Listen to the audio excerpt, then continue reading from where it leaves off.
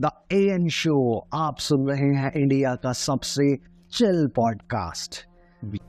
तो आज हम डिस्कस करेंगे बहुत सारी कॉन्स्पिरेसी थ्योरीज़ के बारे में, जो पूरी दुनिया में अलग अलग कॉन्स्पिरेसी थ्योरीज़ हैं अलग अलग टॉपिक्स के ऊपर, चाहे वो एलियंस हों, सीक्रेट प्रोजेक्ट्स हों, बहुत सारी ऐसी चीज़ें कि लाइक इल्यूमिनाटी हो गया, इल्यूमिनाटी है ना। हाँ, और सीक्रेट सोसाइटीज़ के बारे में जो कॉन्स्पिरेसी थ्योरीज़ हैं कि हम जो सामने देखते हैं वो कुछ और है, लेकिन पर्दे के पीछे से गेम कोई और ही चला रहा है।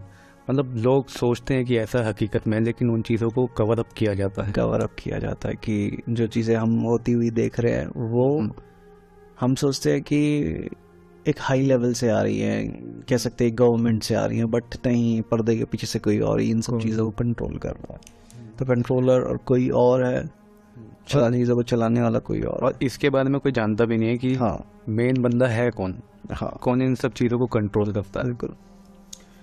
तो शुरू करते हैं। सबसे पहली कॉन्स्पिरेसी थ्योरी जो सबसे इंटरेस्टिंग भी है वो है एलियंस के बारे में।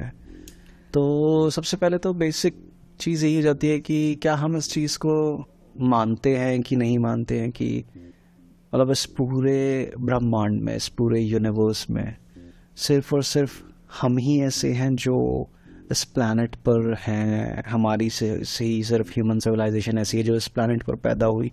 क्या बाकी पूरा ब्रह्मांड, बाकी जो अनंत आकाश गंगाएं हैं, अनंत गैलेक्सीज हैं, इनफाइनाइट प्लैनेट्स और स्टार्स जो हर सेकंड बन रहे हैं और मिट रहे हैं, जिस समय में ये, जिस वक्त पे मैं ये सब बातें कर रहा हूँ, ये शब्द जैसे जैसे मेरे मुंह से निकल रहे हैं, ऐसे ही हर एक प्लैनेट बन रहा है इस इनफाइनाइट स्पेस में और हर एक प्लैनेट मिट रहा है। तो मैं नहीं मानता कि भाई ये सोचना सही होगा कि भाई हम ही सिर्फ एक सिविलाइजेशन है जो इस प्लैनेट अर्थ पे और इस मिल्की वे गैलेक्सी के सोलर सिस्टम में एग्जिस्ट करते हैं, क्योंकि मिल्की वे गैलेक्सी ही अपने आप में एक बहुत बड़ी गैलेक्सी है और उसमें कितने ही न जाने हमारी तरह हमारे सोलर सिस्टम जैसे और न जाने कितने सोलर सिस्टम होंगे, और उन सोलर सिस्टम में न जाने कितने ऐसे प्लैनेट्स होंगे जिनकी जो दूरी है वो अपने सूर्य से एग्जैक्ट इतनी पोजीशन पे होगी जितनी हमारी पृथ्वी है। बेसिकली करती होगी मे बी। बेसिकली इस जो डिस्टेंस को, जो ये एक फेवरेबल डिस्टेंस है जिस वजह से हमारे प्लैनेट पे, इस प्लैनेट अर्थ पे लाइफ पैदा हो पाई, उस डिस्टेंस को कहा जाता है गोल्डीलॉक्स जोन। तो बेसिकली गोल्डीलॉक्स जोन ये डिस्टेंस है प्लैनेट से, एक प्लैनेट से सन का। अगर उस जोन के अंदर कोई भी प्लैनेट है तो उसको उतनी ही सफिशिएंट सनलाइट मिलेगी, उतनी ही सफिशिएंट हीट मिलेगी सन से जितनी ज़रूरत है। जैसे अगर एक खाने को ज़्यादा गर्मी दे दी जाए तो वो जल जाता है, लेकिन अगर प्रॉपर हीट दी जाए तो वो बहुत अच्छे से पकेगा और टेस्टी भी होगा। तो एग्जैक्टली प्लैनेट के साथ भी यही है। अगर मान लो कि किसी दिन सन ये डिसाइड करता है कि नहीं, मैं हीट थोड़ी ज़्यादा बढ़ा दूँ, तो इस प्लैनेट के ऊपर लाइफ सर्वाइव नहीं कर पाएगी, वो ख़त्म हो जाएगी। सही बात है। तो ऐसे ही न जाने कितने सोलर सिस्टम्स होंगे, ठीक है, कितने सारे प्लैनेट्स होंगे। और सबसे दूसरा थॉट ये आता है कि कई सारे साइंटिस्ट ने भी इस बात को एक्सेप्ट किया है, इस थ्योरी को भी, कि हम दूसरे प्लैनेट्स पे लाइफ के होने का जो प्रूफ ढूंढते हैं ना, वो हमारे प्लैनेट की लाइफ के बेसिस पे ढूंढते हैं। हमारे प्लैनेट पे जो लाइफ है वो कार्बन बेस्ड है, ठीक है, हम कार्बन बेस्ड ह्यूमन बींग्स हैं, ठीक है। तो हमारी हर चीज़ कार्बन से बनी है, इसलिए हम किसी भी लाइफ की किसी भी चीज़ की उम्र बताने के लिए कि ये चीज़ कितनी पुरानी है, कार्बन डेटिंग करते हैं, क्योंकि basically we are made up of carbon atoms, ठीक है।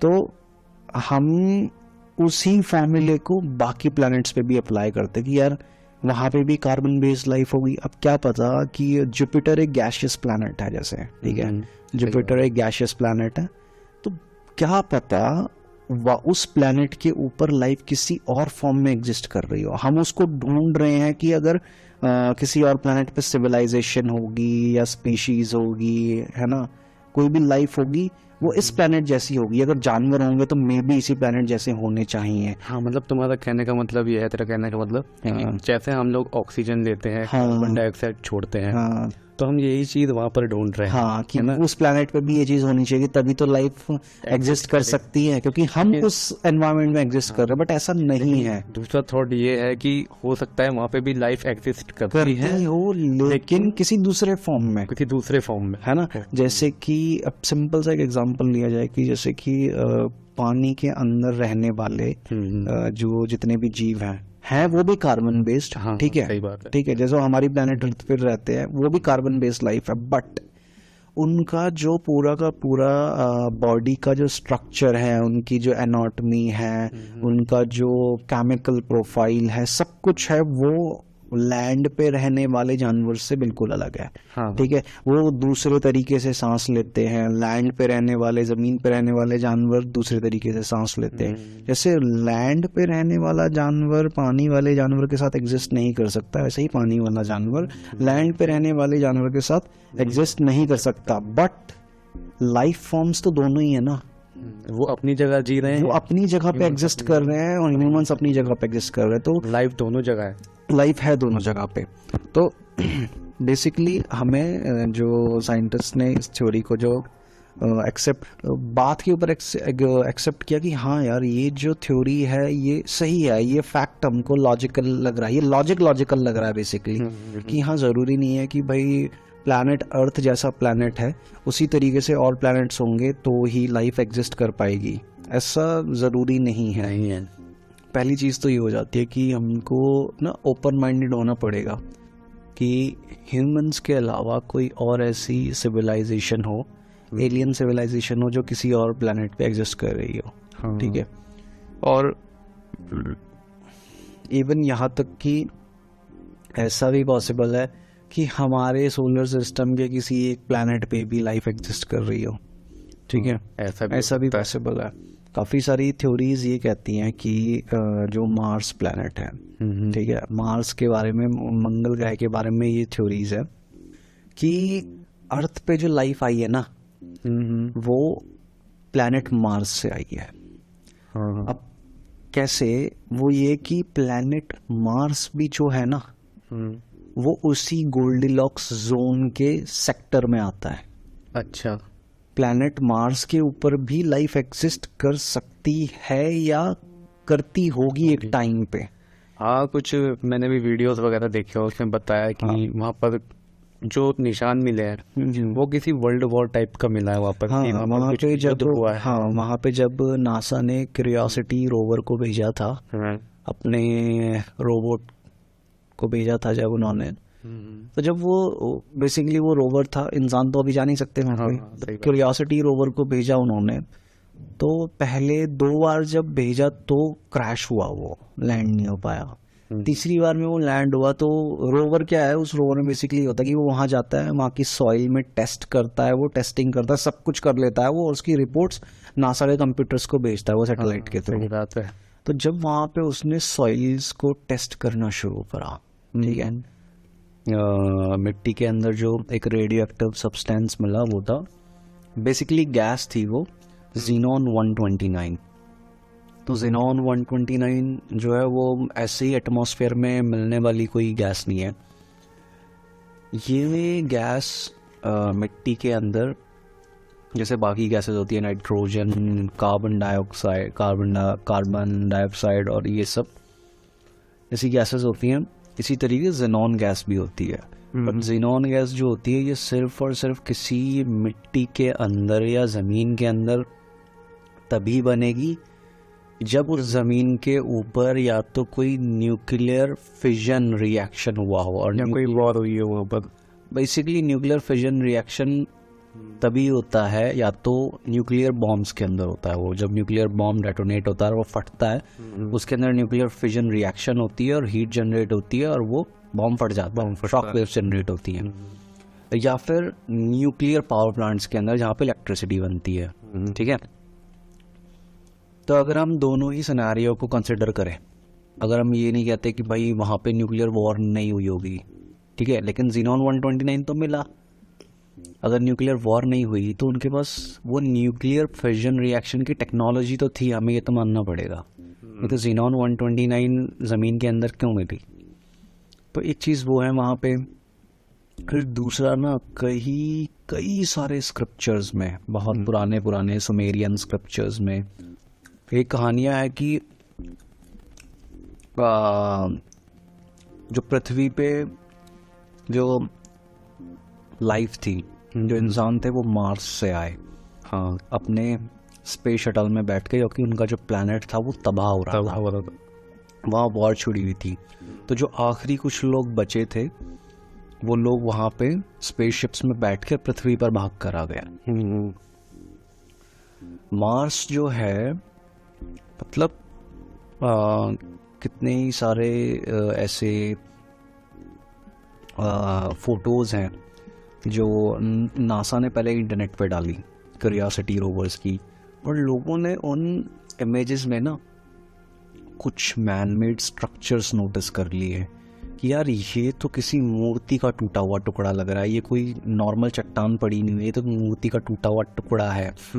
और बेसिकली हाँ, और एक बहुत अमेजिंग सी सैटेलाइट फ़ोटो थी जो मार्स के ऊपर, जो नासा की सैटेलाइट है, मार्स के चारों तरफ रिवॉल्व कर रही है, वो उस सैटेलाइट ने ना एक फ़ोटो खींची थी। तो बेसिकली वो फ़ोटो खींची थी तो एक चट्टान कहें हम उसको, या फिर कुछ स्ट्रक्चर था, वो बिल्कुल ऐसा दिख रहा था कि ज़मीन के ऊपर ना किसी ने एक चेहरा बनाया हुआ है, 2 आंखें थी, एक मुंह था। तो उस फोटो को स्पेशली नाम दिया गया द फेस ऑन मार्स। अच्छा, मतलब वो ऊपर से देखने से बिल्कुल ऐसा लग रहा था कि जैसे कि चेहरा बना हुआ है कोई। तो जब नासा के साइंटिस्ट से पूछा कि ये चीज़, तो उन्होंने बोला अरे नहीं, ये तो खाली शेडोज एंड रिफ्लेक्शंस है, ये तो ऐसे। अच्छा, उन्होंने कोइंसिडेंस कवर अप किया। हाँ, कि कोइंसिडेंट है यार, ये ऐसे कोइंसिडेंट हमारे प्लैनेट पे क्यों नहीं होते, सिर्फ वहीं क्यों है? और कोइंसिडेंट सिर्फ एक ही जगह क्यों हुआ आज तक? फिर दूसरा फेस ऑन मार्स क्यों नहीं दिखा हमको? मतलब उन्होंने पूरा उसको कवर अप कर। हाँ, और अब तेरे को एक और इंटरेस्टिंग स्टोरी बताता हूँ फेस ऑन मार्स से जुड़ी हुई, कि जो फेस ऑफ मार्स जो डिस्कवरी हुई थी, ये फोटो खींची गई थी, ये अभी रिसेंटली, ये मान की 20-25 साल पहले खींची गई थी। अच्छा, ठीक है। अब जैसे मैं एक आर्टिस्ट हूँ, कॉमिक बुक इंडस्ट्री से जुड़ा हुआ हूँ, काफ़ी नॉलेज है मेरे को। तो एक बहुत अमेरिकन कॉमिक बुक इंडस्ट्री में बहुत महान आर्टिस्ट हुए, जैक कर्बी नाम था उनका। अच्छा, ठीक है। वो आर्टिस्ट हुए, क्या कहते हैं, 70s और 80s के टाइम पे।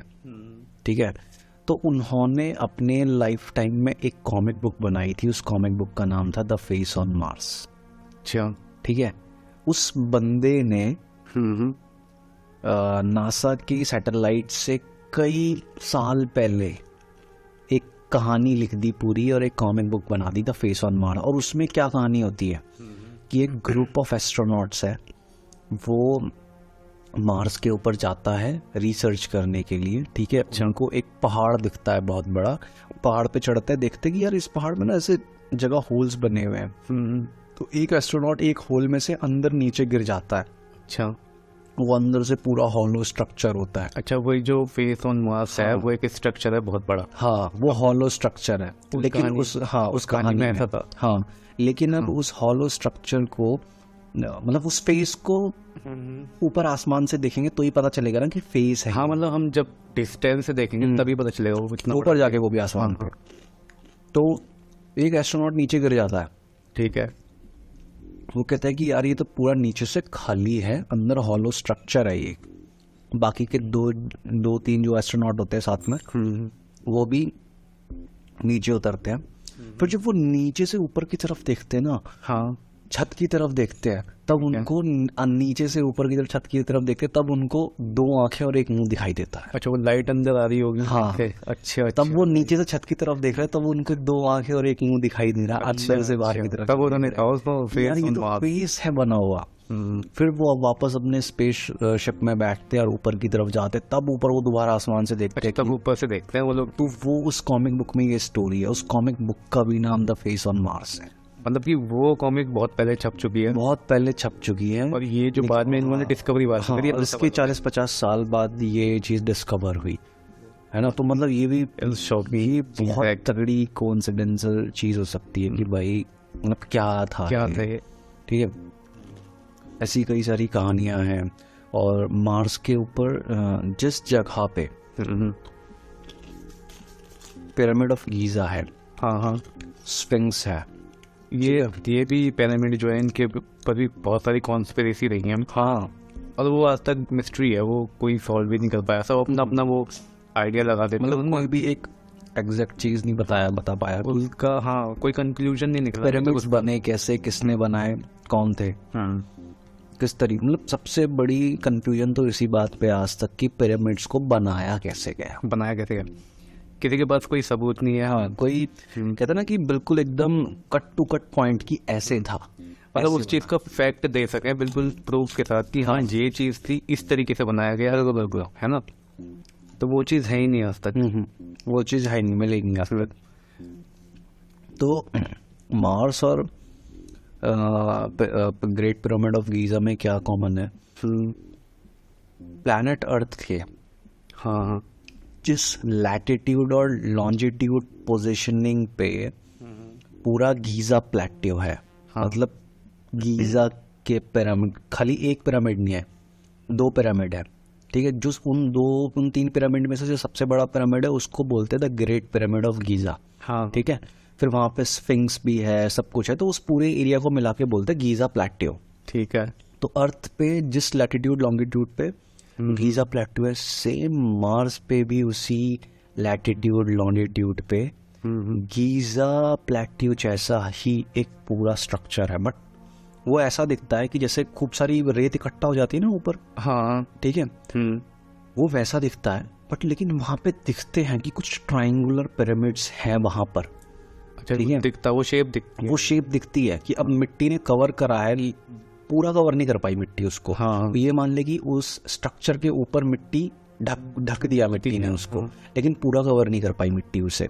अच्छा, तो जिस जगह पे same great pyramid of Giza है, वहाँ पे एक ट्रायंगुलर स्ट्रक्चर है, उसके आगे एक ट्रायंगुलर स्ट्रक्चर है, इस तरीके से सेम एग्जैक्ट कॉपी एकदम है वहाँ पे चीज़। अब तो मुझे ऐसा लग रहा है जैसे कोई ये आपस में लिंक ना हो, कभी ये लिंक ना हो, हाँ, ये वो कभी लेकिन पोर्टल हो कुछ इस टाइप का, हाँ, कि लेकिन वहाँ से यहाँ आने का, ये यहाँ से वहाँ जाने का। उसके पीछे एक बड़ी और अच्छी थ्योरी में देता हूँ तेरे को, कि जैसा मैंने तेरे को बताया कि कई सारे पुराने सुमेरियन और मेसोपोटामियन स्क्रिप्चर्स में लिखा था कि पृथ्वी पर जो इंसान आए वो मार्स से आए। तो उसके पीछे थ्योरी ये दी जाती है कि मार्स के ऊपर जिस जगह पे, जिस लैटिट्यूड लॉन्जिट्यूड पे सारे स्ट्रक्चर्स थे, उन्होंने वही सारे स्ट्रक्चर्स प्लैनेट अर्थ पे भी क्रिएट करे, सेम उसी लैटिट्यूड और लॉन्गिट्यूड पे। हाँ, जिस लैटिट्यूड लॉन्गिट्यूड पे मे बी हम कह सकते हैं कि भाई वहाँ पे भी कोई ग्रेट पिरामिड ऑफ गीज़ा रहा होगा मार्स पे, उन्होंने वही सेम जगह पे ग्रेट पिरामिड ऑफ गीज़ा बनाया, मतलब उन्होंने अपने घर को दोबारा बसाने की कोशिश करी इस प्लैनेट अर्थ पे, बिल्कुल वैसे का वैसे ही। बहुत सारी डिस्कवरीज हुई हैं मार्स के बारे में कि काफ़ी सारी, और ये होगी मार्स की बात। अब हम बात करते हैं उसकी, इजिप्ट की। बहुत बड़ी मिस्ट्री है इजिप्ट तो खैर अपने आप में मिस्ट्री है। इजिप्शियंस का आज तक समझ ही नहीं आया कि मतलब उन्होंने उस टाइम पे इतने तकड़े इतने बड़े मतलब स्ट्रक्चर्स कैसे बना लिए, ठीक है। अब एक रिसर्चर हैं, यूरोपियन है वो, उनका नाम है एरिक वॉन डैनिकन। अच्छा, उन्होंने अपनी किताब भी लिखी है चैरियट्स ऑफ द गॉड्स, ठीक है। तो उन्होंने अपनी किताब में इजिप्ट को लेकर जो भी उन्होंने रिसर्च करी उसके बारे में लिखा। तो उन्होंने उसमें लिखा कि जब वो इजिप्ट में गए, बेसिकली जो इजिप्शियंस जिस तरीके से उनकी जो लैंग्वेज होती है, राइटिंग लैंग्वेज थी, उसको हम लोग कहते हैं इजिप्शियन हायरोग्लिफ्स। अच्छा, जो वो पूरे क्या कहते हैं, दीवारों पे चित्र बना के पूरी कहानियाँ लिखते थे। हाँ ठीक है, हाँ, वो सिंबल्स बनाते थे अपनी बात को। वही उनकी लैंग्वेज थी, वही उनकी राइटिंग लैंग्वेज थी। लैंग्वेज ही है मतलब। हाँ, उसी तरीके से वो कहानियों को लिखते थे, जैसे हमारी संस्कृत थी, ठीक है, राइटिंग भी और ओरल लैंग्वेज भी, ठीक है, स्पीकिंग लैंग्वेज भी, बट उनकी जो राइटिंग लैंग्वेज थी वो हायरोग्लिफ्स थी, वो चित्र बना बना के पूरी स्टोरीज लिखते थे। तो एरिक वॉन डैनिकर ने जब रिसर्च करी इजिप्ट के ऊपर, और उनमें जो भी सारे पिरामिड्स थे, जितने भी मकबरे बने हुए थे वहाँ के राजाओं के, फ़ैरोज़ के, वहाँ जा के उन्होंने जब रिसर्च करी तो उन्होंने देखा कि भाई जो ये हायरोग्लिफ्स बने हुए हैं उनमें पूरी कहानियाँ लिखी हुई हैं। ठीक है, उन्होंने जब उन हायरोग्लिफ्स को स्टडी करा, उनको हायरोग्लिफ्स के अंदर ऐसे ऐसे चित्र मिले कि जिसमें एक प्रॉपर, जो हम आज के टाइम में हॉलीवुड मूवीज के अंदर वो यूएफओस देखते हैं ना, एकदम सर्कुलर डिस्क टाइप और लाइट्स बनी, उन्होंने उस टाइप की इमेजेस देखी। अच्छा, उस हैंड राइटिंग में उन इजिप्शियन हायरोग्लिफ्स के ऊपर, अच्छा, उन पे दीवारों पे छपे हुए वो देखे उन्होंने, यहाँ पे बने हुए प्रॉपर। अच्छा, तो वो हैरान हो गए कि मतलब यार ये कैसे, यहाँ पे ये चीज़ कैसे। ठीक है, और क्या कहते हैं कि जो इजिप्शियन रिसर्चर ने आज तक जो रिसर्च करी है, वो कहते हैं कि जो ग्रेट पिरामिड ऑफ गीज़ा है वो मतलब कुछ 1000 सालों पुराना ही है।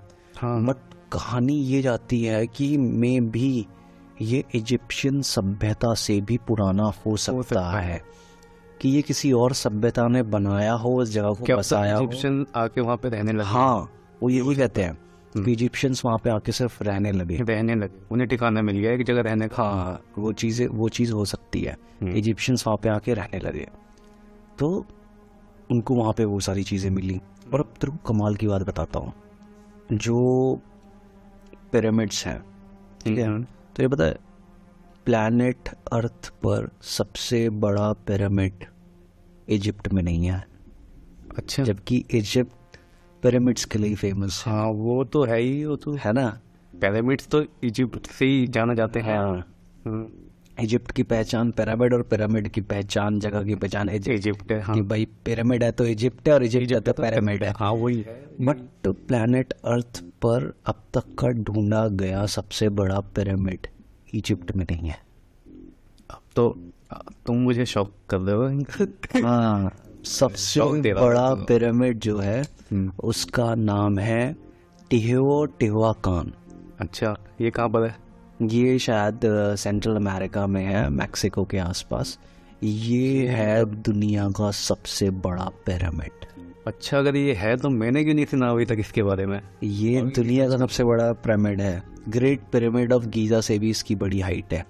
अच्छा, हाँ, तो अब ये चीज़ें समझ में नहीं आती हैं कि, और जो सेंट्रल अमेरिका में जो सिविलाइजेशन बसती थी वो थी माया सिविलाइजेशन, इनका सिविलाइजेशन। ठीक है, इजिप्शियंस और मायन और इनकन सिविलाइजेशन में बहुत डिफरेंस है। ठीक है, तो जो रिसर्चर्स को ये बात बड़ी कंफ्यूजिंग लगी, चाइना में भी काफ़ी सारे पिरामिड्स मिले हैं, जापान में भी पिरामिड्स मिले हैं, काफ़ी सारे, बहुत सारे जगह पे पिरामिड्स मिले हैं। तो उनको ये बात कंफ्यूजिंग लगती है कि यार कि इजिप्शियंस पिरामिड बना रहे थे तो समझ में आता है कि वो उनकी सभ्यता थी, लेकिन उन्हीं समय पर दुनिया के और दूसरी जगहों पे पिरामिड्स बनाए जा रहे थे। ये बात हमको नहीं समझ में आ रही, क्योंकि हर जगह क्या मतलब बनता है, हर जगह क्या मतलब बनता है। दूसरी चीज़ ये है कि इजिप्शियंस बना रहे थे तो इजिप्शियंस को उस टेक्नोलॉजी के बारे में पता होगा, हम मान लेते हैं, लेकिन उस टाइम पे तो ना कोई इंटरनेट था, ना कोई टेलीफोन था। तो सेंट्रल अमेरिका में जो सिविलाइजेशन थी उसको कैसे पता चल रहा था कि पिरामिड्स कैसे बनाने हैं, वो पिरामिड्स कैसे क्रिएट कर पा रहे थे। चाइना में जो सिविलाइजेशन थी उस टाइम पे, जो भी सिविलाइजेशन रही होगी, उनको कैसे पता चला होगा कि पिरामिड्स ऐसे बनाने हैं। पूरी दुनिया में पिरामिड्स क्या तो ऐसा हो सकता है उन्होंने जगह जगह जाके बनाए हैं। तो ये बड़ी शॉकिंग डिस्कवरी है।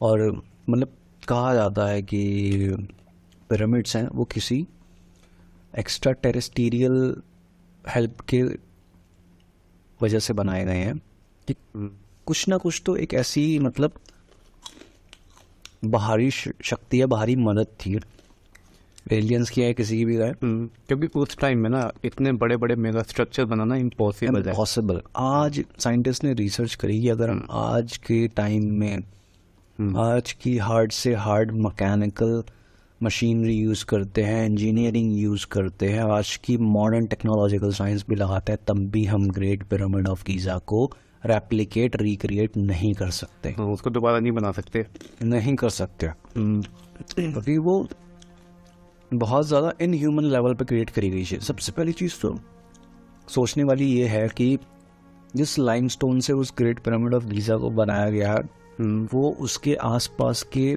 10, 20, 30 किलोमीटर की दूरी में वो स्टोन मिलता ही नहीं है। तो उस टाइम पे इतने बड़े बड़े जाइगेंटिक स्टोन्स को उठा के कौन लाया, कहाँ से लाया? और सबसे तो सोचने पे मजबूर कर देती है। और सबसे दूसरी बात ये हो जाती है कि स्टोन लाया तो लाया, लेकिन अब उनको वैसे लगाया कैसे, पैटर्न मैथमेटिकल प्रिसीजन के साथ उन स्टोन्स को एडजस्ट कैसे किया गया? क्योंकि अगर हम किसी भी चीज स्ट्रक्चर को वन बाय वन ओवरलैप करके बनाते जाते हैं ना, तो अगर आपने कहीं भी एक 1 सेंटीमीटर भी डिस्टेंस गड़बड़ करा तो ऊपर जाते जाते जाते जाते सब बिगड़ जाएगा, बिगड़ जाएगा। तो इतनी मैथमेटिकल प्रिसीजन के साथ कैसे बनाया उन्होंने वो स्ट्रक्चर? ठीक है, उनको वो नॉलेज किसने दी, कहाँ से उनके पास वो नॉलेज? दूसरी चीज़ ये होती है कि एक और अमेजिंग बात है कि ग्रेट पिरामिड ऑफ गीज़ा के जो तीनों पिरामिड्स हैं ना, वो तीनों पिरामिड्स ओरायन तारामंडल के 3 तारों से प्रॉपरली अलाइन होती है।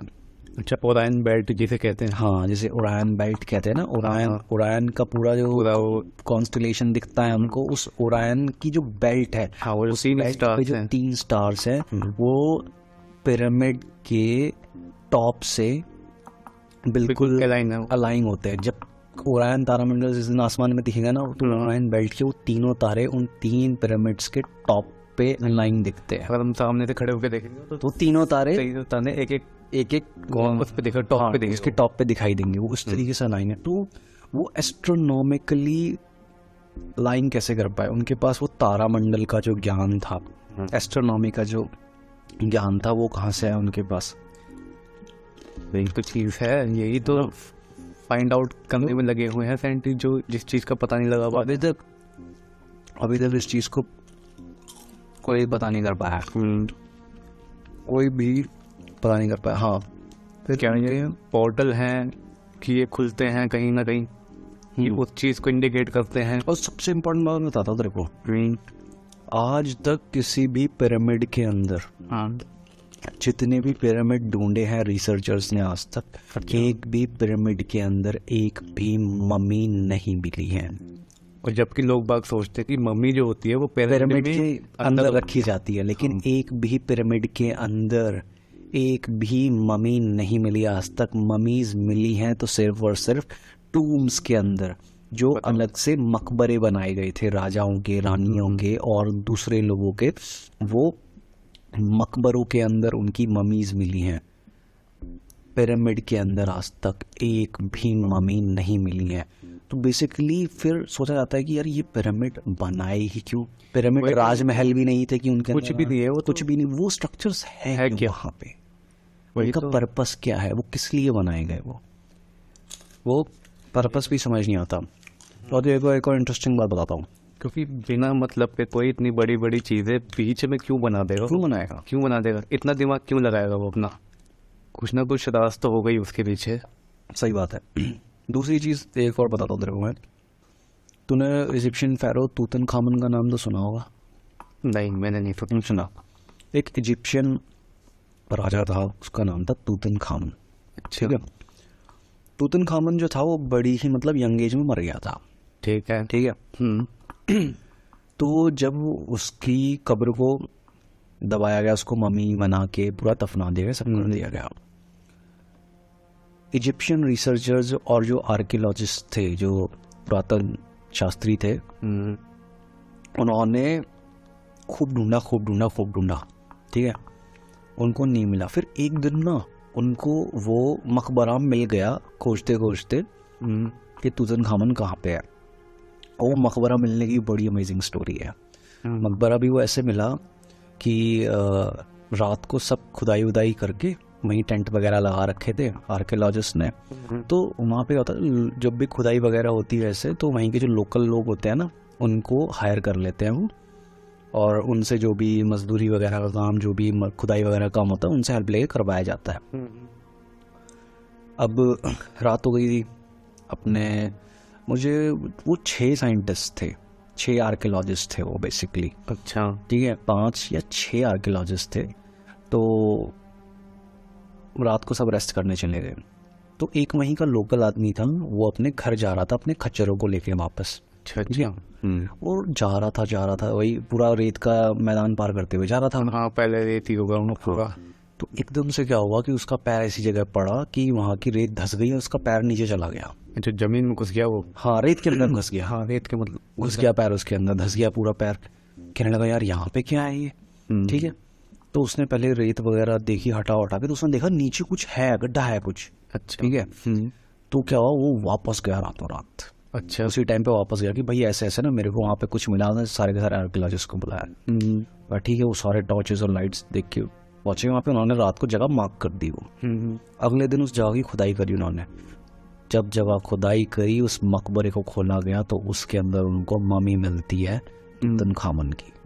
अच्छा, ठीक है, और जैसे ताबूत जो होता था ना उसको बोलते थे सार्कोफेगस। उस ताबूत को सार्कोफेगस बोलते हैं। उसके बाहर पूरा एकदम चेहरा बना होता है, पूरी नक्काशी वगैरह होती है, सजा रखा होता है पूरा, वो सार्कोफेगस होता है। उस सार्कोफेगस के ऊपर भी ना कब्रों के ऊपर जो पत्थर लगा होता है ना, उसमें लिखते हैं ना कि ये इस इंसान का नाम ये था, ये इतने सन से इतने सन तक मरा, लव्ड फादर या लविंग हस्बैंड, ऐसे लिखा जाता है ना। ऐसे ही सार्कोफेगस के ऊपर भी ये लिखा जाता है इजिप्शियन हायरोग्लिफिक्स में, इजिप्शियन लिपि में, कि ये इंसान कौन था, ये किस वजह से मरा। हाँ। अगर वो मुजरिम था, कोई उसको मारा गया था, सजा दी गई, तो वो लिखा जाता है। अच्छा, सजा भी लिखी जाती है कि ये इस इंसान ने ये करा था तो इस वजह से इसको मारा गया। या फिर अगर वो कोई मंत्री वगैरह हो या कोई रेपुटेड आदमी हो कि नेचुरल डेथ मरा, इसने ये काम करे, अच्छा आदमी था, ऐसे करके। तुतनखामन का ताबूत मिला, ताबूत के ऊपर एक श्राप लिखा हुआ था। Oh my God. जिसमें लिखा हुआ था कि जो कोई भी, मतलब कि ये जो है इसको सोने दो, छेड़ो मत। अच्छा, जो कोई भी इसको छेड़ेगा, खोलेगा, तो उसके ऊपर राजा का कहर बरसेगा। अच्छा, जैसे मतलब मूवीज वगैरह में दिखाते हैं कि अगर इसको छेड़ा तो तुम्हें भी श्राप लगेगा उसका। वो उसके ऊपर ये चीज लिखी हुई थी प्रॉपर। अच्छा, तो उन्होंने कहा अरे यार ये सब बकवास है। वो आर्कियोलॉजिस्ट थे, वो बकवास, उन्होंने खोल दिया ताबूत, खोल दिया अपना बढ़िया। तुतनखामन की मम्मी बाहर निकाली उन्होंने, और प्रॉपर उसको निकाला, टेस्ट वगैरह वो सब हुआ। ठीक है, उसके साथ जो सामान वामान था वो सब निकाला। अब क्या होता है, थोड़े टाइम बाद ही एक एक करके जितने आर्कियोलॉजिस्ट थे, कोई बीमारी से मर गया, किसी घर में आग लग गई, कुछ हो गया। एक आर्कियोलॉजिस्ट था, हाँ, वो इजिप्ट में ही था उस टाइम पे। उसके ना गाल पे एक मच्छर ने काटा, उसको मलेरिया और वो मर गया। अच्छा, ठीक है, और उसको गाल पे मच्छर ने एग्जैक्ट उसी जगह पे काटा था जिस जगह पे तुतनखामन के गाल पे चोट लगी थी। अच्छा, हाँ ठीक है, तो सब मर गए आर्कियोलॉजिस्ट। ठीक है, वो तुतनखामन की जो मम्मी थी वो म्यूजियम में रख दी। अब उस मम्मी के साथ ना एक खंजर मिला था। अच्छा, उसके साथ वो राजा का ही खंजर था वो। अच्छा, मतलब वो मम्मी के अंदर ही था वो। मतलब सामान जो रखते थे ना साथ में, पहले होता था कि जो इजिप्शियन पैरों वगैरह मर जाते थे, उनका जो भी सामान वगैरह होता था उसके साथ दफना देते थे। जो ने अच्छा लगता था। हाँ, कि अगले जन्म में जब पैदा होगा ये तो काम आएगा इसके। हाँ, है ना। तो एक खंजर मिला उनको उसके साथ में। तो जब उस खंजर की कार्बन डेटिंग करी गई ना, तो पहले तो कार्बन डेट ही नहीं कर पाए उसको। कार्बन डेट ना कर पाने का सबसे बड़ा रीजन पता है क्या था? क्या? कार्बन डेट ना कर पाने का सबसे बड़ा रीजन ये था कि वो खंजर जो था वो अर्थ पर मौजूद किसी भी मेटल से बना ही नहीं था। अच्छा, वो यहाँ की टेक्नोलॉजी थी ही नहीं। मतलब वो पृथ्वी पे मिलने वाले किसी भी मेटल से नहीं बना था वो। अच्छा। वो एक जो ये मीटियोराइट्स होते हैं ना, बड़े बड़े मीटियोराइट्स के अंदर भी मेटल्स होते हैं। हाँ हाँ सही। वो मीटियोराइट्स के अंदर मिलने वाले मेटल से बना हुआ था खंजर। तो जब इजिप्शियंस को ये पता चला तो वो इस सोच में पड़ गए कि सबसे पहली बात तो इनके पास टेक्नोलॉजी कैसे हो सकती है उस टाइम पे मीटियोराइट से मेटल्स को एक्सट्रैक्ट करने की, हाँ, और रिफाइन करने की, मेटल निकालने की, परफेक्ट खंजर बनाने की। तो लोग कहते हैं कि वो खंजर इस दुनिया का ही नहीं था वो। अच्छा, वो है ही नहीं दुनिया में, वो जब अर्थ के मेटल से बना ही नहीं वो, तो अर्थ तो कैसे हो सकता है? हाँ, सही बात है, जब यहाँ का है ही नहीं। हाँ, वो मटेरियल है ही नहीं अर्थ का। बहुत अमेजिंग कहानी है वहाँ के बारे में, इजिप्ट के बारे में तो। और ऐसी ही एक एलियन यूएफओ स्पेसशिप की कहानी है अमेरिका की। अमेरिका में एक जगह है, उस जगह को कहते हैं न्यू मैक्सिको। न्यू मैक्सिको एक स्टेट है, उसके अंदर एक शहर है रॉसवेल। तो ईयर 1947 में रॉसवेल के, मतलब ये मान लीजिए रॉसवेल शहर है, फिर उसके बाहर की साइड रेगिस्तानी इलाका है थोड़ा सा। ठीक है। ठीक है, तो वहाँ पे जो है बंदे ने आउटर एरियाज पे ना रैंच बना के रखते हैं वो अपनी, जहाँ पे वो अपने घोड़े वगैरह रखते हैं, ये सब चीज़ें रखते हैं। अच्छा अच्छा। तो वहाँ पे एक बंदा अपनी रैंच की तरफ जा रहा था। तो फिर क्या हुआ कि जा रहा था तो वो देखता कि बहुत कहीं दूर मैदान में ना कुछ चीज़ गिरी हुई है और उसमें से खूब धुआं निकल रहा है। तो पहले तो वो समझ नहीं पाया यार ये चीज़ है क्या ये। ठीक है, तो उसने वहाँ के पुलिस डिपार्टमेंट को कॉल करा। हाँ। कि ऐसे ऐसे मेरे फील्ड में जो कुछ चीज़ पड़ी हुई है और वो बहुत जल रही है, उसमें धुआं निकल रहा है। पुलिस वहाँ पे फायर ब्रिगेड को लेके पहुंची, पुलिस भी आई, फायर ब्रिगेड ने आग वगैरह बुझाई। तो उन्होंने देखा कि यार ये क्या चीज़ है, समझ नहीं पाए वो। ठीक है, तो उन्होंने खबर छपवाई कि मतलब सॉसर जैसा लग रहा है। वहाँ पे सॉसर प्लेट्स को बोलते हैं। अच्छा अच्छा। जो चीनी मिट्टी की जो प्लेट्स वगैरह बनती है ना, उनको सॉसर बोलते हैं वहाँ पे। अच्छा अच्छा। तो कह रहा कि यार ये ना सॉसर जैसा लग रहा है ये, कि ये सॉसर जैसा लग रहा है। तो उन्होंने नेक्स्ट डे अखबार में खबर छपवाई कि फ्लाइंग सॉसर क्रैश हुआ था, वो चीज़ थी। तो इतने में क्या होता है कि पुलिस वालों को भी समझ नहीं आता, वहीं उसी एरिया के पास ना एक एयरफोर्स स्टेशन होता है। अच्छा। वो वहाँ मिलिट्री वालों को कॉल करते हैं। तो जैसे मिलिट्री वालों को पता चलता है, मिलिट्री वाले भी वहाँ पहुँचते हैं। तो देखते कि यार ये तो कुछ अलग ही चीज़ है। अच्छा, अलग इस दुनिया के परे की चीज़ है। अच्छा, ये क्या करते हैं, हाँ वो क्या करते हैं, उस एरिया को पूरा का पूरा क्लोज करते हैं, किसी को आने की जाने की कोई इजाज़त नहीं थी। अच्छा। नेक्स्ट डे अखबार में वो खबर छपवा देते कि ये तो सिर्फ और सिर्फ एक वेदर मॉनिटरिंग बलून था जो आसमान से क्रैश होकर नीचे ज़मीन पे गिर गया। अच्छा। ठीक है, और कुछ नहीं है ये। नेक्स्ट डे उन्होंने ये खबर छाप दी कि पुलिस सुपरिटेंडेंट जो थे उनको समझने में गलती हो गई, तो इसलिए सिर्फ एक वेदर बलून था, कवर अप कर दी उन्होंने वहाँ पे चीज़ में पहन। उसके बाद क्या हुआ कि जिस पुलिस सुपरिटेंडेंट ने फर्स्ट टाइम उसको देखा था, उसको बोला कि तुम छुट्टी पे जाओ, तुम्हें शहर में रहना ही नहीं है। अच्छा। ठीक है, वो कम से कम भी हफ्ते 2 हफ्ते के लिए उनको छुट्टी पे भेज दिया उनके डिपार्टमेंट में कि तुम जाओ, तुम्हें शहर में नहीं रहना। आसपास के जितने लोग थे, जिन्होंने उनको देखा था, तो वो लोग ये कहानी कहते हैं, एक डॉक्यूमेंट्री भी बनी है उसके ऊपर, है ना। और उस डॉक्यूमेंट्री को मैंने देखा तो उसमें लोग बता रहे थे कि एक लेडी थी, उसके घर पे ना एक आदमी आया। अच्छा। तो वो उससे मतलब बहुत ही पोलाइटली बात करी उसने कि बस आपने अभी कुछ दिन पहले जो इंसिडेंट था आप मुझे उसके बारे में बता सकते हो, ये सब चीज़ें तो बात करी उसने। तो जैसे ही वो लेडी उसको बोलने लगी कि हाँ मैंने वो उसको फ्लाइंग सॉसर को देखा, वो एक ऐसे फ्लाइंग ऑब्जेक्ट था, ये था, हाँ ऐसे। तो उसको बोलता है कि miss I want you to understand that you haven't seen anything, आपने फ्लाइंग सॉसर जैसी कुछ चीज़ नहीं देखी है। अच्छा, वो उसको बता रहा है। हाँ, कि आप समझिए मेरी बात को, आपने नहीं देखा है। हाँ। तो औरत कह रही है कि नहीं मैंने देखा है। वो उस औरत को ये लग रहा है कि ये मेरी बात को नकार रहा है, बट वो उस औरत को समझा रहा था कि नहीं, तुम्हें कहना है कि तुमने नहीं देखा है, तो इस बात को समझ जाओ। ठीक है, तो वो कहने लगी कि नहीं मैंने देखा है, नहीं मैंने देखा है। तो कह रही कि उसने अपने हाथ में एक छोटा सा बेसबॉल बैट निकाल लिया और अपने हाथ में पटकने लगा उसको ऐसे, अच्छा, है ना, कि ये होता है ना हम स्टिक को ऐसे पकड़ के ऐसे और ऐसे और ऐसे और ऐसे पटकते हैं किसी को मारने के लिए कि हाँ बोल क्या बोल रहा था तू, हाँ बोल क्या बोल रहा था। तो ऐसे ही बोल हाथ में उसको एक हाथ से पकड़ के दूसरे हाथ में पटक के बोल रहा था कि मैं आपको कैसे समझाऊं मिस कि ये आपने नहीं देखा। तो तब वो लेडी कहा कि तब मेरे को स्ट्राइक कर गया कि ये मेरे को हार्म करने वाला है। हाँ, कि हार्म करने वाला है और ये मेरे को पूछ नहीं रहा है, ये मेरे को ऑर्डर दे रहा है हाँ कि तुमने नहीं देखा है, इस बात को भूल जाओ। अच्छा, तो फिर वो कहने लगी, फिर मैं चुप हो गई और उस बंदे ने मेरे को बोला कि मैम ये एक बहुत बहुत बड़ा रेगिस्तान है, आपकी और आपके परिवार की बॉडी को कोई यहाँ पे महीनों तक नहीं ढूंढ पाएगा। अच्छा, तो प्लीज़ जैसा आपको समझाया गया है, जैसा आपको बताया गया उस तरीके से कोऑपरेट करें, अच्छा, क्योंकि मैं जानता हूँ कि आप कहाँ रहते हैं, आपके घर का पता वता मैं सब जानता हूँ। तो वो वाली बात हो गई। हाँ, फिर क्या हुआ कि वहाँ से उस स्पेसशिप को उठा के ले जाया गया। तो जो कई सारे वो थे वहाँ पे ना, एक बंदा था उसका नाम था जेसी मार्शल।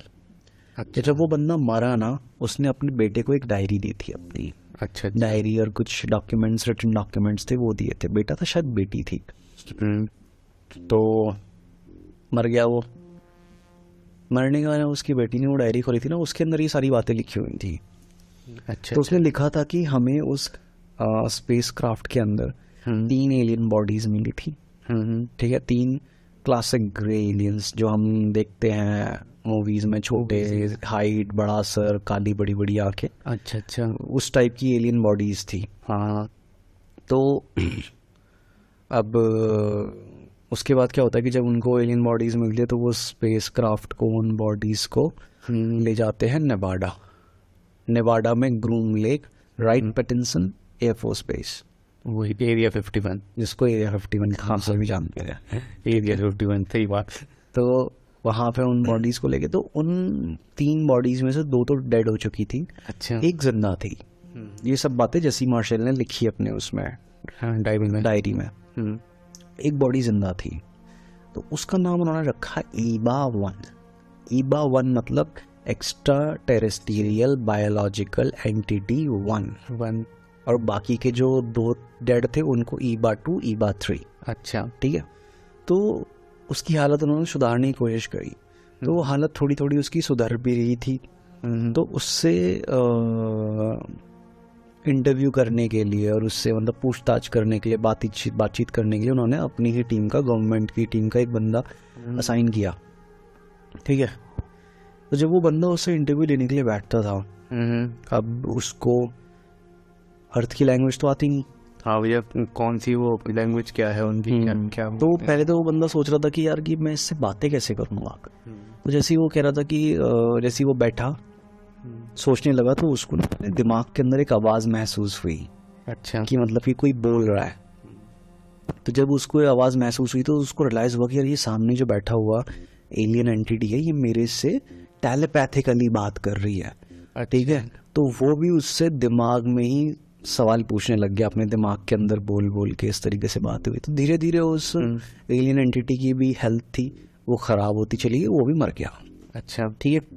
फिर अब ये जो एरिया 51 की जो कहानी ना बहुत बहुत वास्ट है। अब इसी के अंदर एक पन्ना जुड़ता है। बॉब लेज़ार का नाम सुना था? हाँ, बॉब लेज़ार को जानता है ना। बॉब लेज़ार का नाम जो कहता है कि वो एरिया 51 के S4 में काम करता था और उसने उस जो रॉसवेल में जो उनको क्राफ्ट मिला था, उस क्राफ्ट के ऊपर रिवर्स इंजीनियरिंग का काम करा है। उस रॉसवेल तो एक जाना माना नाम है, जिन्होंने जो क्या नाम है एक पॉडकास्ट पर वो भी करा था, उन्होंने बताया था उनको कॉल करके, हाँ, कि मैंने ऐसे ऐसी चीज़ें देखी हैं। हाँ। तो वहाँ पर जेसी मार्शल ने ये सब बातें लिखी कि एरिया 51 के अंदर फिर जब एंटिटीज़ मर गई तो उनके स्पेस क्राफ्ट के ऊपर रिसर्चेज होने लगी। काफ़ी सारी चीज़ें उनको मिली उस एयरक्राफ्ट के अंदर। वो पहले तो वो समझ ही नहीं पाए कि ये एयरक्राफ्ट मतलब बना कैसे है। एक तो उसके अंदर कोई प्रपल्शन सिस्टम नहीं है। हम जो अपने फ्लाइट्स, जेट्स और स्पेस शटल्स देखते हैं, हम क्या देखते हैं, उनके अंदर एक प्रपल्शन सिस्टम होता है। फ्यूल भरते हैं हम, फिर वो बर्न होता है, पीछे से थ्रस्ट निकलता है, तब कोई चीज़ आगे की तरफ बढ़ती है, ठीक है। लेकिन उस स्पेस क्राफ्ट के अंदर ऐसी कोई चीज़ ही नहीं थी। मतलब वो स्पेस क्राफ्ट ऐसा था कि वो खड़ा खड़ा वर्टिकली ऊपर जा सकता है बिना किसी आवाज़ के कैसे भी। तो वो उस चीज़ को समझ नहीं पाए कि इसके अंदर एंटी ग्रेविटी कैसे काम कर रही है, कैसे चल रहा है ये। बहुत सारी मिस्टीरियस चीज़ें थी। तो अब ये होता है कि ना कि यार ये एरिया 51 मतलब एलियंस कॉन्स्पिरेसी ही है वो। अब कॉन्स्पिरेसी है कि नहीं है, इसी बात से पता चलता है कि गवर्नमेंट, जो यूएस गवर्नमेंट थी, कई सालों तक मना करती रही। एरिया 51 जैसी तो कोई चीज़ ही नहीं है, ये सब बेकार की बातें हैं, कोई ऐसी चीज़ नहीं है।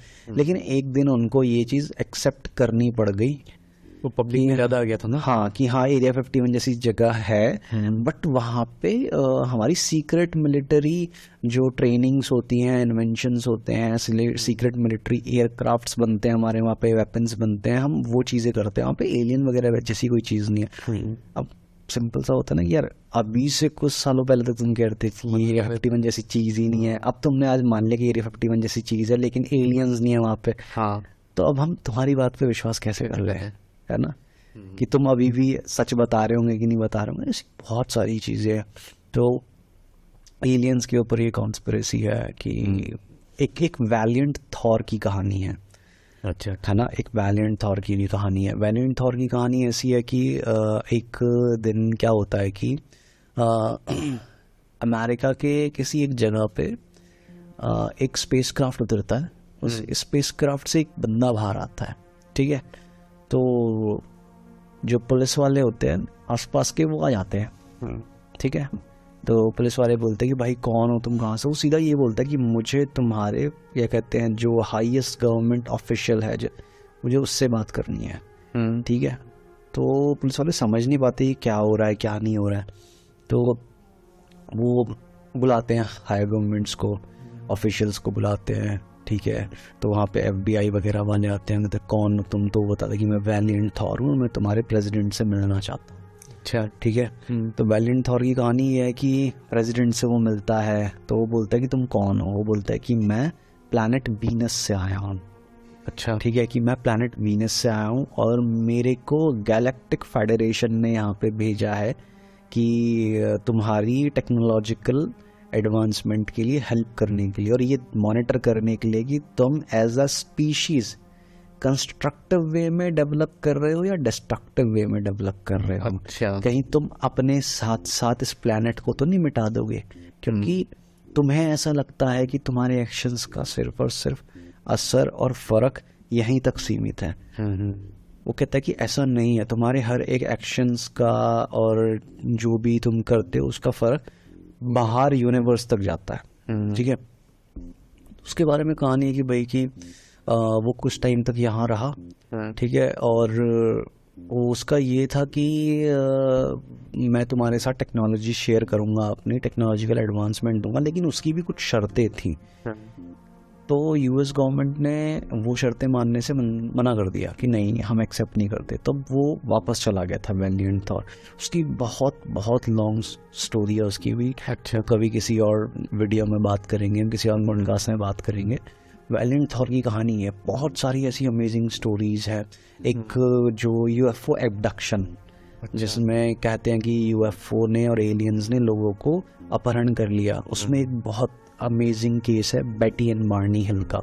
एक्चुअली में क्या था, 2 हस्बैंड वाइफ होते हैं, वो अपना मस्त अपने फ्रेंड्स से मिला के दोनों, ये कहानी है 1960s या 70s के आसपास की, एग्जैक्ट ईयर मेरे को भी याद नहीं है। तो दोनों हस्बैंड वाइफ अपने घर के लिए आ रहे होते हैं।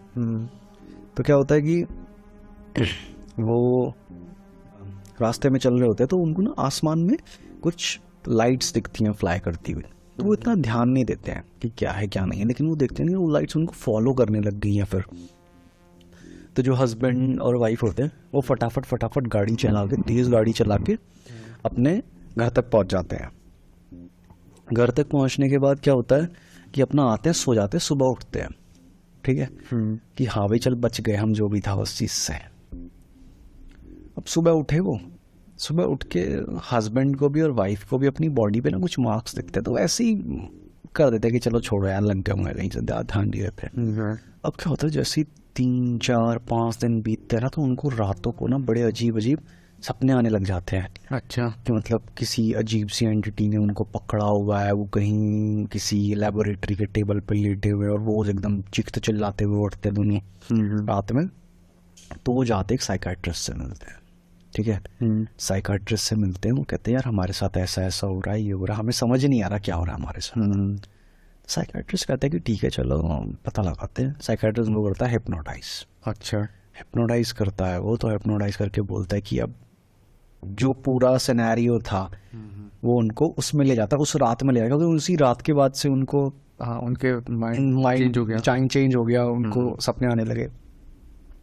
तो उनको उसी रात के सिनेरियो में ले जाता है वो कि अच्छा ठीक है, तुम गाड़ी से आ रहे हो, वो लाइट्स तुम्हारा पीछा कर रही हो, बता रहे कि वो लाइट्स मेरा पीछा कर रही है। अच्छा, वो दोनों बता रहे हैं। हाँ, वही पुरानी चीजें याद कर। हाँ, तो हिप्नोटाइज हो रखे वो। अब हिप्नोटाइटिज्म में वो बता रहे हैं कि भाई कि वो लाइट्स हमारे पीछे आ रही हैं, वो पीछा कर रही हैं। तो फिर वो बोलते हैं कि उन्होंने हमारी गाड़ी को रोक लिया है। अच्छा। ठीक है। और फिर बोलते हैं कि हम गाड़ी से बाहर निकले हैं, पैदल भाग निकले, लेकिन तभी ऊपर से एक लाइट आई है। हाँ। उसने हमको फ्रीज कर दिया और हम उस स्पेसशिप के अंदर चले गए हैं। ठीक है। फिर वो बताते हैं कि वहाँ पे उन्होंने हम दोनों को अलग अलग टेबल्स पे लिटा दिया है, अगल बगल ही। हाँ। और अब वो हमारे ऊपर टेस्ट कर रहे हैं कि मैं चीख रही हूँ, चिल्ला रही हूँ, लेकिन वहाँ पे एक एंटिटी है, वो मेरे से टेलीपैथिकली बोल रही है कि नहीं डरो मत, हम तुम्हें कुछ नहीं करेंगे। हाँ, हाँ। इस तरीके से। तो वो वहाँ पे वो उसको बताती है कि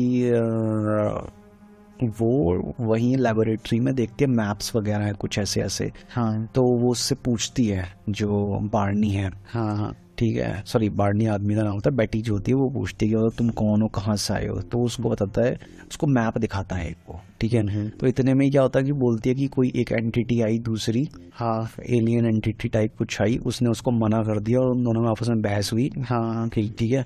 और शायद वो इस बात पे बहस कर रही है, तुम इससे बात क्यों कर रही हो, अच्छा। है ना। फिर क्या होता है कि फिर उनको जो भी हम पे एक्सपेरिमेंट करते सब करते हैं और वापस हमको हमारी गाड़ी के अंदर भेज देते हैं। हाँ। और हम उसके बाद घर आ जाते हैं। ठीक है। अच्छा। तब वो जब हिप्नोटिज्म से बाहर आते हैं, वो उस टाइम पे बड़े डरे हुए होते हैं। तब उनको रियलाइज होता है कि एक्चुअली में उन्होंने उनको कैप्चर कर लिया होता है, बट वो उनको ऐसी नशे वाली स्टेट में पहुंचा देते हैं, अपना सारा एक्सपेरिमेंट करके उनको वापस उनकी कार में डाल देते हैं। उनको ऐसा लगता है कि वो टाइम जो है कंटिन्यूस चलता हुआ आया, हमने लाइट्स देखी, हम भाग कर आ गए और हम बच गए, लेकिन असल में ऐसा हुआ ही नहीं था। उन्होंने एलियंस ने उनकी मेमोरी मिटा दी थी। हाँ, मतलब उनकी मेमोरी वो वाली टाइम के ना इरेज कर दी। लेकिन क्या होता है ना कि हमारा सबकॉन्शियस माइंड इतना ज़्यादा पावरफुल होता है कि वो स्टोर कर लेता है सारी चीज़ों को। तो उनको जो सपने वगैरह आ रहे थे वो उनके सबकॉन्शियस माइंड की वजह से आ रहे थे। अब क्या हुआ कि अब उनसे पूछा कि यार ये तो मतलब झूठ भी बोल सकते, बहुत उस टाइम पे ये केस जो था ना बहुत उठ गया था अमेरिका में, और टीवीज वगैरह पे भी दिखाते थे उनको। तो उनको बोला गया कि अच्छा ठीक है, तुम कह रहे थे कि तुमको उन्होंने एक मैप दिखाया था और उसने बोला भी कि वो जेटा रेटिकुलाई स्टार सिस्टम से आए थे। ठीक है। जैसे एंड्रोमेडा है, गैलेक्सी है, इस तरीके की ओरायन थी, और कौन सी थी एक और है, किसी कोई गैलेक्सी का नाम है, ऐसी zeta reticuli star system, Sirius star system. मैं तो उसने बोला कि वो जेटा रेटिकुलाई से आए थे वो। तो उसने अच्छा तो जो था टीवी एंकर, उसने बोला कि ठीक है, तो जो मैप तुमने देखा था वो बना के दिखाओ उनको। हाँ। जो नॉर्मल एक हाउसवाइफ लेडी है, उसने आज तक कोई मतलब ना ही एस्ट्रोफिजिक्स, ना ही एस्ट्रोनॉमी, ना ही कोई भी स्पेस की पढ़ाई करी, कुछ भी नहीं करा। इंटरेस्ट ही नहीं है एक तरीके से, मतलब उसे पता ही नहीं है, से बहुत दूर, जिसको कुछ नहीं पता, जिसे कुछ नहीं पता। हाँ। ठीक है। उसने एक मैप ड्रॉ करा, ठीक है, और दिखाया एंकर को। जब उन्होंने उस मैप को जेटा रेटिकुलाई स्टार सिस्टम के ओरिजिनल मैप के ऊपर ओवरलैप करा, लगा के देखा पेपर को ऊपर से, हाँ, तो एकदम एग्जैक्ट सेम मैप बनाया था उस लेडी ने। अच्छा, सेम था वो बिल्कुल। हाँ, सेम मैप उसने ड्रॉ करा था पेपर पे। Oh my God. तो उस टाइम पे ही होगा कि भाई इस लेडी को कैसे पता हो सकती है हर एक स्टार की प्लेसमेंट जो उसने करी कि यहाँ से ये स्टार, यहाँ से ये स्टार, कैसे पता हो सकती है इसको इतनी एग्जैक्ट? बहुत बहुत मतलब बहुत फेमस हुआ था उस टाइम पे केस उनका। और मतलब आज तक कोई भी मतलब ना तो पूरी तरीके से विश्वास कर पाए कि हाँ कि जो ये सच बता रहे हैं ये सच है, ना ही उनकी बात तो कोई झुटला पाया आज तक कि ये झूठ बोल रहे झूठ बोलते हैं, उन्होंने साबित कर दिया ना दोनों हाँ। तरीके से। हैं झूठ। और बल्कि उनका हिप्नोटिज्म एक बार नहीं कई बार अलग अलग हिप्नोटाइजर्स ने करा। हाँ, वो तो टेस्ट किया होगा उनके ऊपर कई बार कि झूठ तो नहीं बोल रहे, और जितनी बार भी किया वो सच्ची वही आया हुआ सामने जो उन्होंने एक बार बताया, वही सेम चीज़ होगी। बिल्कुल वही सेम चीज़। बहुत बहुत अमेजिंग स्टोरीज है। एक स्टोरी है उस बंदे का नाम याद नहीं आ रहा मेरे को, रिचर्ड कार्लसन है या क्या है। उसकी कहानी ये है एक शहर में रहते थे वो, शहर का नाम भी याद नहीं आ रहा मेरे को अभी। तो जिस शहर में रहते थे वो यूएस की शहर में, तो वो बंदा और उसके कुछ दोस्त उस टाइम पे जंगल में पेड़ कटाई का काम करते थे वो। अच्छा, ठीक है। और लंबर जैक्स बोलते हैं हम लोग। उस टाइम में वो हाथ से पेड़ कटाई करते थे, उसका काम करते थे वो। तो क्या हुआ एक दिन एक रात को ना वो पेड़ वेड़ काट के आ रहे थे वापस 4-5 लोग, और सेम उसी शहर के थे, उसी टाउन के, ठीक है। और गाड़ी में आ रहे थे वापस वो लोग। तो अब वो क्या देखते हैं कि वो भी ये देखते हैं कि हम गाड़ी में वापस आ रहे, तो देखते हैं कि ना एक जो लाइट है वहाँ पे रोड के बीचों बीच ना ऐसे उनको दिखता है कि यार कुछ लाइट वगैरह है, कुछ इस टाइप का उनको दिखता है। तो उसमें क्या होता है ना, 2-3 लोग गाड़ी से उतरते हैं और वहाँ पे देखने लगते हैं कि क्या है क्या है। तो जैसे ही वो देखते हैं ना कि वो लाइट ना ऐसी लाइट फ्लैश करती है उनके ऊपर, तो वो डर जाते हैं, सारे के सारे भागते हैं। लेकिन वो देखते हैं कि यार वो बंदा तो वहीं रह गया है, ठीक है। अब वो देखते जैसे ही वो देखते हैं ना कि वो बंदा तो है ही नहीं वहाँ पे, अच्छा गायब हो गया वो डर के मारे गाड़ी लेके भाग जाते हैं वहाँ से। तब वो कहते हैं कि यार वो बंदा तो है ही नहीं, हमने तो उसे वहाँ छोड़ दिया वापस। और मतलब उनको फिर बुरा लगता है कि यार भयंकर, एक तो हम उसको छोड़ा है, दूसरा ऐसा लगा गाँव वाले हमारे ऊपर ही शक करेंगे, शहर वाले, कि हमने ही कुछ गड़बड़ कर दिया, हम हमारी को तो कोई ये बात मानेगा ही नहीं है। तो वो वापस गए, वापस देखते तो वहाँ जाके कोई है ही नहीं, ना वो लाइट्स दिख रही हैं उनको वहाँ पे, ना अपना दोस्त दिख रहा है उनको वहाँ पे।